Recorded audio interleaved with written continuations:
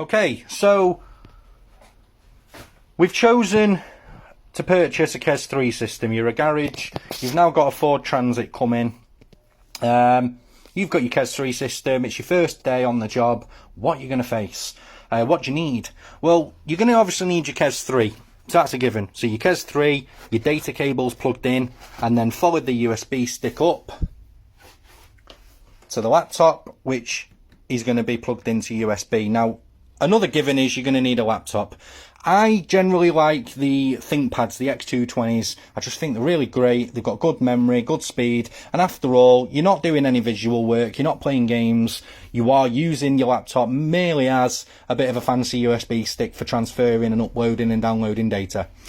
Now, your software, I'll go back to the main screen, so I'm just going to go back to the main screen. So on your main screen, what you are going to want in there, straight away, the first thing you're going to load up your desktop with is original map reads and modified reads. Now, they're the two folders where you're going to take the vehicle off the car and put it in here, and then when we send you the map file back in your solution for your DPF delete or your jar delete, you're going to put that into your modified reads. So therefore, or the alternative, like I do, it generally is you can put a shortcut to your download if you want, so that you've got ability then to just go straight into your downloads where you took it from your email.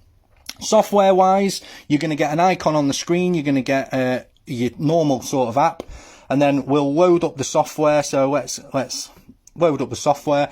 This is going to be your first screen that you're going to face. This is, nothing else.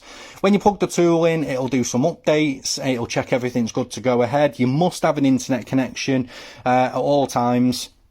And then you're going to have self-explanatory menus, which is going to be vehicle make, model, fuel, etc. But in my experience and from what I do with the Alientech systems, I always select just the make and the model. I don't need anything more, and then I can have a look at the engines, and I can have a look then at the corresponding ECU. Now, you think programming, software, ECUs, this all gets scary. What if I select the wrong one?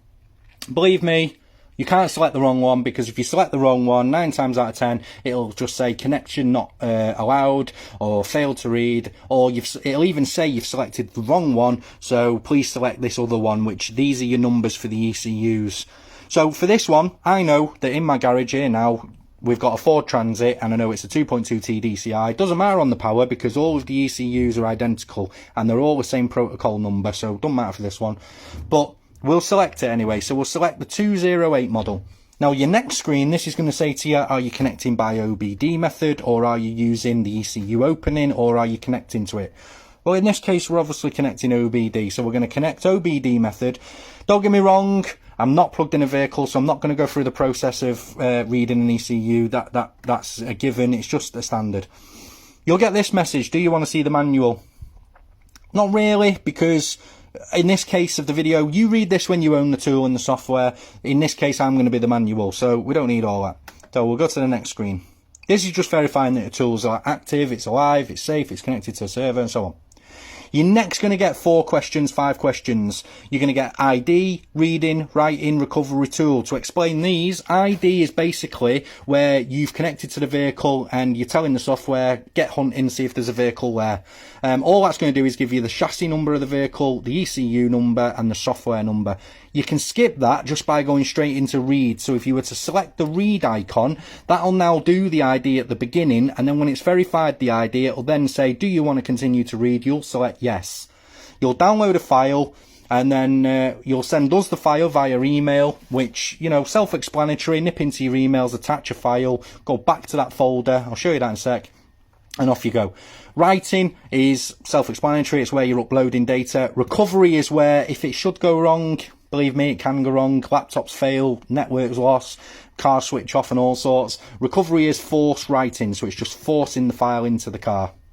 And then tool can be for backing up injector codes, EPROMs, immobilizer data, error codes, all sorts of different things. But generally, have a little nosy in there whenever you're doing a vehicle before you press read.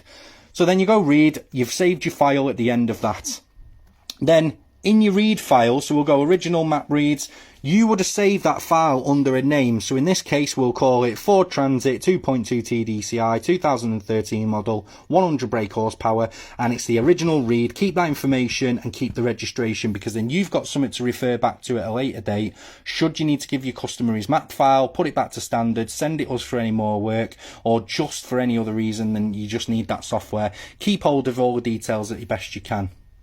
Then, when you send us that file, I'll just open up the data bank just to give you a brief example of what area we are. So we'll take your data file, so we'll load the read file, and then once we've got your, let me just show you that. So basically, you're in now the Kess3 file slave management. This is because obviously we've got the master access, we're the master side, so we'll take care of your file. You will send us the file, there's the file, and then we'll load that file into our data bank, and we can unlock your file. And as I said in other videos, we can either send it you unlocked, or we can carry on with the tuning and the solution of the file, giving you full access to your own files.